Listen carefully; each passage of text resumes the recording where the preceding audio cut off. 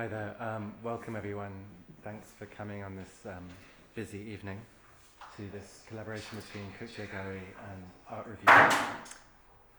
My name's Mark Rappolt. I'm the Editor-in-Chief of Art Review and Art Review Asia. And it's a real honor for me to be greasing the wheels in a conversation between one of the world's great curators and one of the world's great artists. I'm saying that as if you should know who they are. But in case you don't, Mami Kataoka is the director of the Mori Museum in Tokyo. She has curated shows around the world, pretty much nothing she doesn't know about curating. But I think for her, she's also in the past been co-artistic director of the Gwangju Biennial. She's also been the artistic director of the Sydney Biennial and the Aichi Triennial, the last edition. And it's a great honor as well to be here with Haegue, who is an artist based between Seoul and Berlin, and a professor at the Städelschule in Frankfurt. And I don't really want to sort of describe her work for her, given that she's here to do that.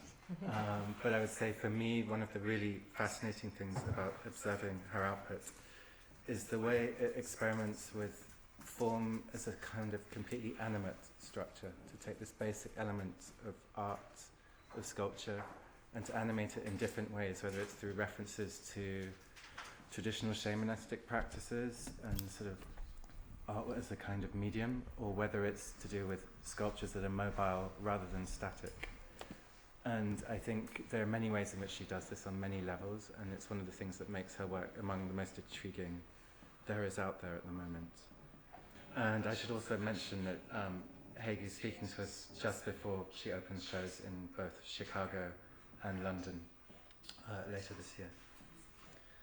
So maybe to begin with, last year you worked together for the Mori Art Gallery show, museum show, World Classroom. And I wondered, Mami, if maybe you could describe the show, and then Haegue, you could describe the work you contributed to it. Thank you. Thank you for the opportunity to talk with these beautiful people. The exhibition World Classroom was to commemorate Mori Art Museum's 20th anniversary. And after looking at dynamism of the contemporary art in the last 20 years, I was thinking that art should be out of this sort of one of the school subjects, like art, different from mathematics and music and all these things. And actually now contemporary art is really about the whole world and learning about different world through a different perspective. So I divided the show into 8 chapters by the school subject, from languages and literature and social studies and science and philosophy and all these things.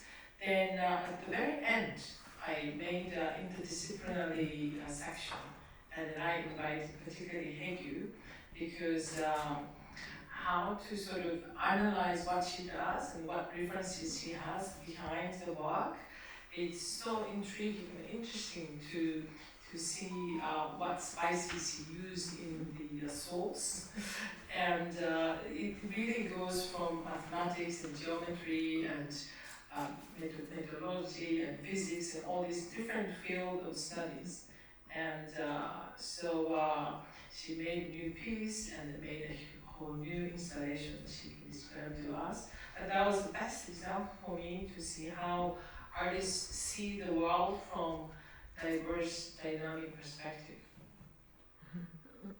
Maybe you could talk a little bit about the work that was included in that show.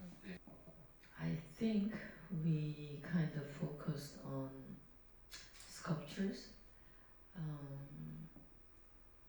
And also I remember it was a very generous offer of Mami/Mori Art Museum that the entire space was given to me.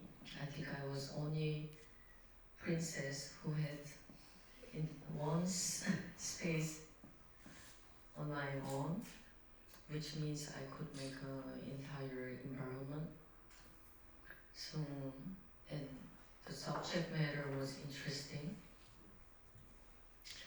because I'm interested in, like what I call like hybrid, or sometimes I say like being inconsequential,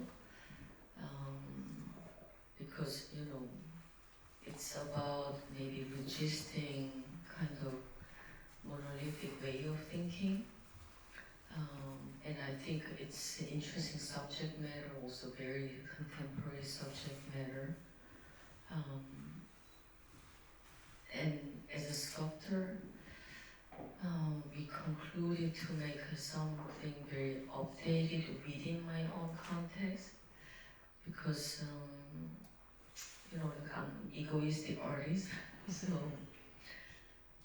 I take the public agenda / institutional agenda important, but my own development have to be integrated. So we talked about the development of my sculpture, especially the ensemble-like sculptures. So it's not one singular piece, but it's a group of sculptures, and each of them somehow have a different parameters, but at the end they kind of work together as a group, like a collective, but they should not become making a collaboration. I recently used the term cohabitation, so they cohabit one space together, and also the materiality is mixed. Well, so I was going to say, but given the classroom conceit and your other life as a teacher, was it a very comfortable and natural setting for you? You knew what to do there?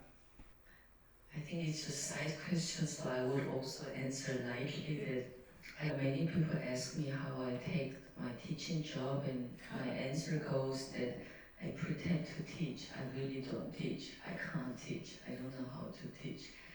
And there is a truth about it, I guess. I mean, first of all, maybe sounds ironical and even maybe paradoxical, but I don't really believe in art education. Artists cannot be generated through art education. But however, I'm curious how the next generation can be formed and generated, and want to be involved in a community where these can be articulated. So again, I'm egoistic to please my curiosity that I choose to have this side job. But I think the pedagogy and teaching is maybe not the activity I'm doing. I think I'm assisting to a certain growth and witnessing. So sometimes the student-teacher term sounds wrong to me. I think researcher, advisor might be the right term in a higher art educational situation. Just to slightly extend our digression and side question, I wonder, Mami, because it really begs the question if you believe in art education. But secondly, I think it was interesting that Haegue described the work as sculpture, which sometimes to me feels a bit reductive in terms of what the objects are, particularly the objects we've seen on the screen behind us, which are also mobile, and I think of sculpture as something static when you set like that, but also have sonic and other qualities. And I wonder how that is for you, Mami, as a sort of description of the work. It's just sculpture.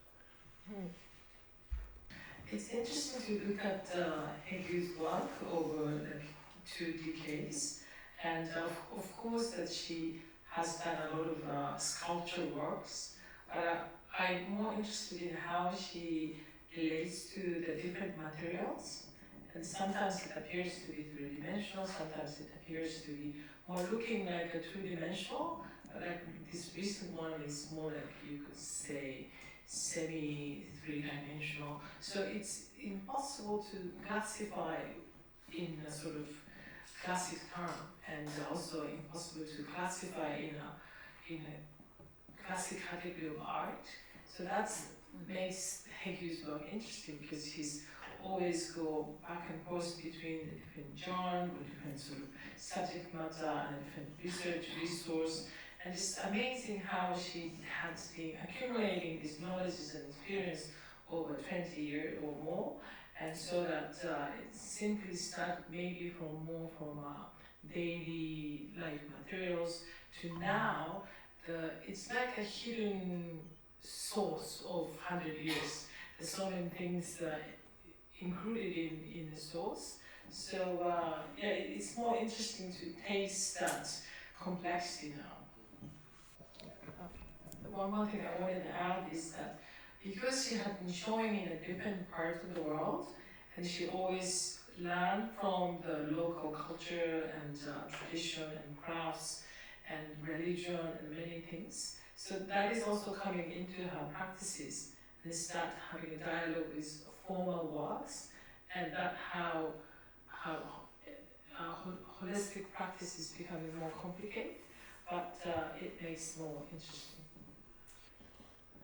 Maybe then to follow up on the direction that Mami suggested, we could talk a little bit about how, as you've showed around the world, you've incorporated traditions and customs of making from all around the world in a way that I think perhaps a lot of other artists might be frightened of doing today. Going around, traveling around, working with different references, those are what you were curious about? Yeah. Yes. I mean, first of all, for me, it's a privilege to be able to travel and experience and sneak in. But at the same time, indeed, there is a fear of maybe being exploitative. Also, the feeling of responsibility as a privileged person. You know, that when you learn something, yeah, you have to be responsible and how to address. And I guess, including myself, artists are often a visitor.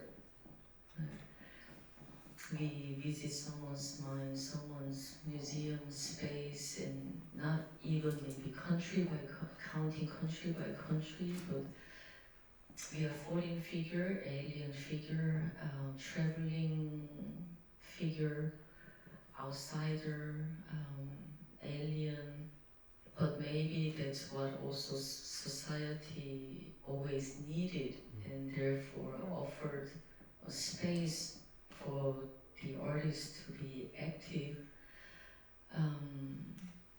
And I think I'm relying on that offer.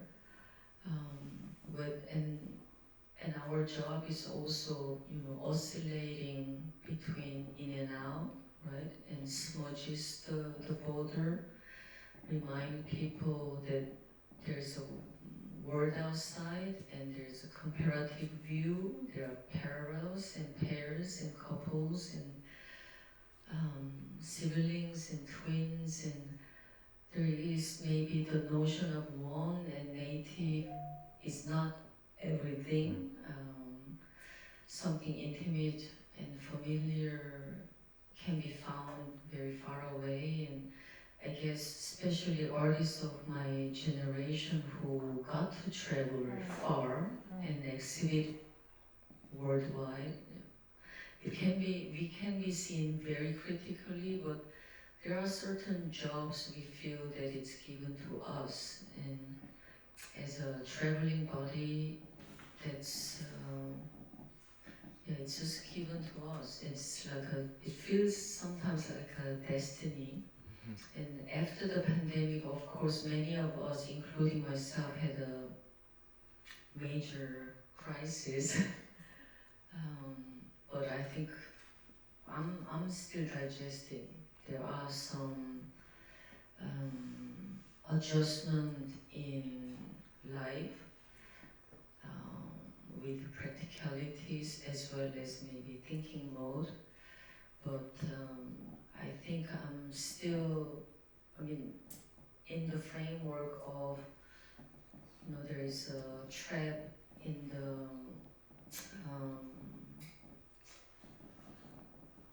clear definition of what is indigenous and native, and I think all the sculpture making a lot have to do with this unpacking the notion of folk art. I guess it's interesting that you've raised this notion of folk art, which has a particular history in this country, Minsu and other things, and also to some degree in Japan. I wonder how unusual, Mami, it is to find people who are willing to mix between these registers. I think we are now in a very interesting time for the contemporary art, because when the idea of modern art or contemporary art or fine art came from the West, for Japan it's the beginning of Meiji period, which is the late 19th century, and then slowly went into other parts of Asia. And so at the time, the fine art has to be separated from existing crafts, calligraphy, ceramics, to make fine art like high art. But now what we are doing is all around the world, that because the contemporary art world is looking at a different culture, different parts of the world, what had happened in development of modernization.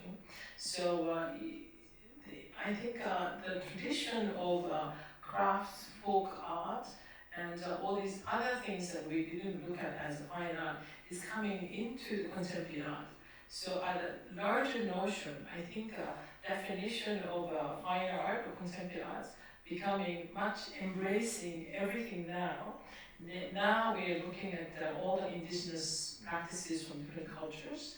So it's so relevant what Haegue is doing now, is its whole kind of atmosphere of the art world is embracing everything as contemporary art. So suddenly it expanded the definition. It included everything which had been excluded by cited for a long time. So earlier, Haegue, you described the work at the Mori Museum as kind of a form of cohabitation. And I'm wondering, given that a lot of the work is about the relationships between the work and the world, people and the work, people and the world. I mean, I remember when I started as a writer on newspapers, the editor of a very famous English newspaper took me aside. There's popular culture, that's not you. And there's unpopular culture, that's art. And I think these sort of prejudices are still quite present in a way. Tough question. But interesting question. Because in one hand, I think the wording real or reality has a big significance in me, not as a reference or definition, but for me that has something to do with the measure or standard that I don't want to lose and constantly want to examine if I have that quality. However, I think that evaluation of the reality in my work by myself cannot be logical. So there is a counterpart between maybe reality and evaluation. The agency, artistic agency, I think for me has so much to do with the reality of each artist's thing. Just it's not something objective or logical. Just set that first, the categorization of maybe the culture, that also means something, but maybe it has less to do with the definition of agency of an artist today, especially who does fine art, high art. I guess. Maybe something to do with what Mami said before, that, for instance, when I dive into the notion of folk, of course it meant folk art done by the people, enjoyed by the people who were not aristocratic people in the period of class system, in the ancient dynasty. So there were also distinction in an ancient period, the higher art and the folk art. But if I talk about folk art, it's less to do with this historical categorization, but more about belongings. Who has the agency to claim that, oh, this is ours? What is the definition of belongingness today, and comparison with that historical period?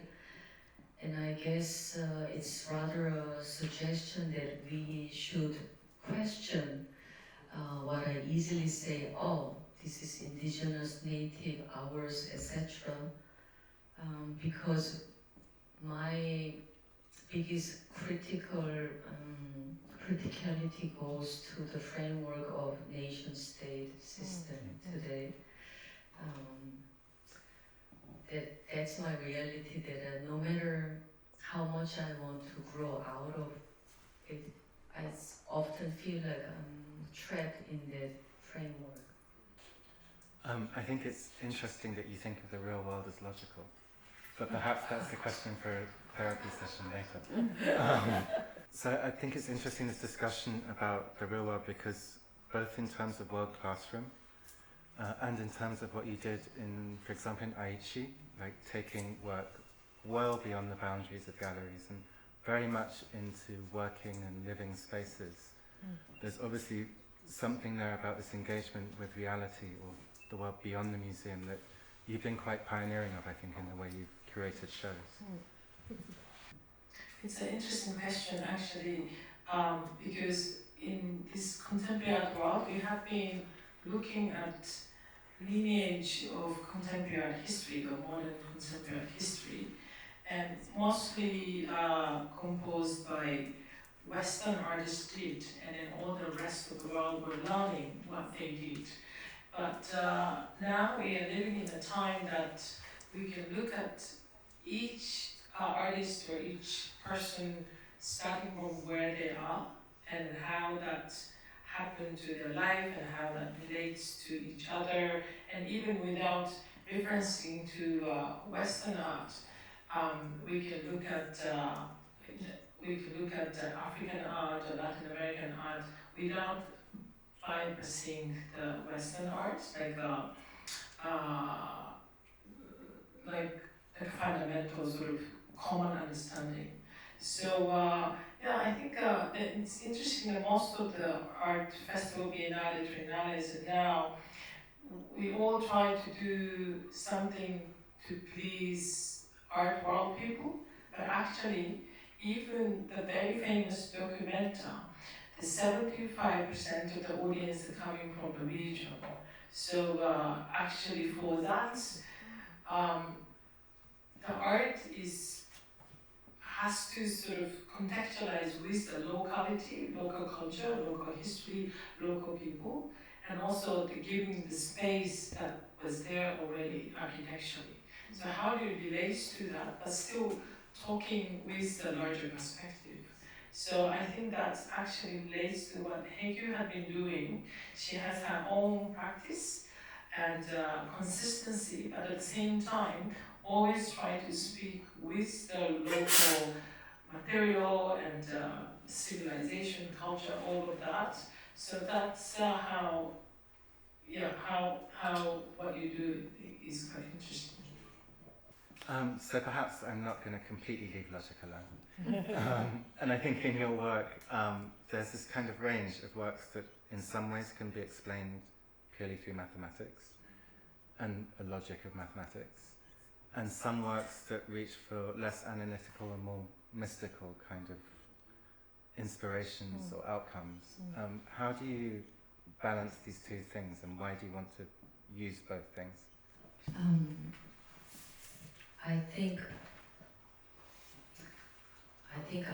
neither spiritual and nor super logical or mathematic thinker. I think most of my reality touches upon like human science plus art. I mean, my lenses are definitely art. I see and understand and learn things through lens of art, plus a little bit of support of human science and literature and other forms of art. I think I'm interested in spiritual practice and thinking, but without being spiritual person by myself.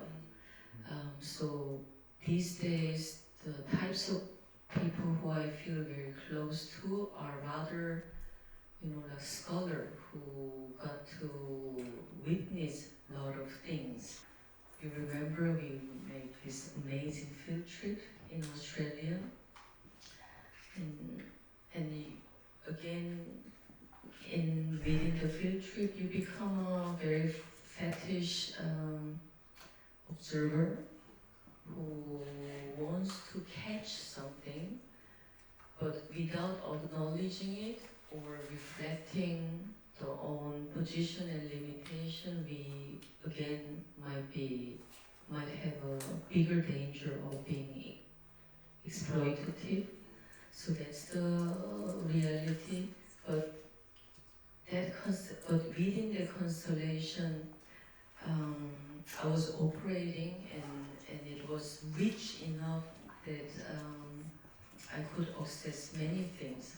Just as an example, in the field trip that Mami offered to several artists as well as me, we went with all the way up, down, the riverside to desert area, etc. And a lot of visit touches upon like sacred places for the indigenous people. And you fly and drive like hours and days, and you finally arrive, and our informant and guide would say, soon on our left side there will be a sacred site. However, you are not allowed to look at it. So it's an interesting moment that it's a moment of us realizing, oh, we are a visitor, we are an outsider, and this knowledge we don't have access to. It's not about knowing the knowledge or heritage itself, but understanding the constellation but have been there, and that types of witness, I think that's what I meant to be the being an anthropologist. That was the most impressive moment of our field trip, and we had it very often. That we wanted to meet indigenous artists, and they live in secluded area, and it's a violent act to penetrate all the way through. So we have to know, there's a negotiation, and that I think that negotiation itself is the content. There is no conclusion, like given conclusion, and now I'm lost. I don't know what I'm talking about. I just wanted to add that it's interesting that the word she used, outsider or observer or stranger to the places. And I see how Wags always really observing the world. And so there are a lot of artists who want to express their emotion, but they want to tell their own personal stories. So coming out of the core of the person, she's not like that. She's more like looking at the whole world, and you never hear her personal stories or like life stories or her own emotions. But she's always looking at the world from outside and has that sort of a distance. And I always have the image of this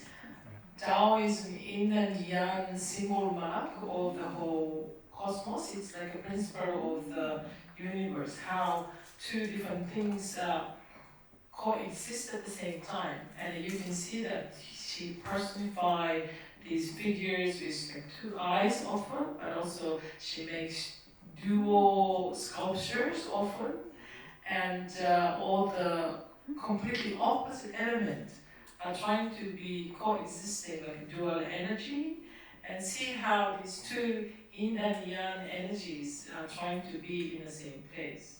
So that's what I feel when I look at what she does. So I thought it was interesting that earlier on you forced yourself to deny that you were personally spiritual, as though anyone would read your biography through your work. Because I think, as we've been discussing, and as Mami's very eloquently pointed out, there's so much yin and yang, everything you assert you also deny. So this is a sculpture, or is it a musical instrument, or is it static, or is it mobile? Like everything's put forward and then also retracted or negated at the same time. And I think it's one of the fascinating things about your work. But it also leads me to wonder why you thought that the work itself would tell us about you. But you don't expect people to read clues about you as a person through the work, do you? I mean, I often said it's often not so important what Haegue thought. It's not just bluffing. I meant it, but at the same time, I think there is a very passive-aggressive desire to leak certain personality through words, for sure. If I'm very honest, but at the same time, the opinion or the worldview of a singular person or social being, Haegue is not the point of artwork, I think. Maybe in the conception or process, yes, but when the work is out, actually not. Thank you very much for this very interesting talk. I know it's very difficult to categorize your work, and that's also a sign of great interest. I just noticed this long time, there is always this kinetic element with the through the wheels, through actually this angle, even though people may not move. So I'm very curious to know the origin of the importance that you associate with this moving on kinetic aspect. I'm just guessing before artist answers your question. I think because she is all the way so ambivalent about like rejecting to be defined. So I think the element of movement is interesting, that she never stays in one place. And there's always like a 360-degree side. And that's how she was kind of avoiding herself to be defined. That's my guess. Yeah, good guess. I think the movability, capability to move could be a trap for someone. Like I lure people. Sometimes maybe by moving something, I can kill the curiosity and the whole expectation. It's I think the conceptual tension behind the performativity is much more important than actual capacity to move. And the movement has been, of course, keyword for a while. But for instance, I don't use the word kinetic because it's so polluted. Yeah, it is absolutely polluted word for me. But the movement is an interesting things to think about. The social movement, emotional movement, physical movement. And as well as the performativity as a more theoretical term is something to think about, for sure. I know Mami had one question about mesmerizing mesh that may be good to look into where that's going, because there have been so many images of it. I wanted to ask her about how she came about to produce this series of works, because it's since 2021, but in the last 2-3 years, she made enormous progress in development of this series. And it's probably more closer to shamanism that you can see in some of the slides, the reference slides from Korea and Japan, how paper cut is used to speak to the spiritual world. But yeah, I'm just curious how it came about and how you want to progress. I think there are a couple of ways to unpack the mesmerizing mesh. I think the most easy way is to focus on the materiality, the paper, sheet of paper, flat surface, mere materiality, that's the one way to go through. And the other way is the matter and soul, this combination of immaterial and material and how it has been combined. And the other way is kind of mapping, anthropological mapping. Just briefly introduce my ongoing interest in paper. Paper has been in interest of me as a sculptor because you can fold and construct a space. You let the space emerge out of the flat surface. It has been fascinating. So very early on, I used to make origami object, and also many objects of mine, they can fold and unfold like a drawing rack. So this was the mechanism, how the space emerges and then you let it collapse.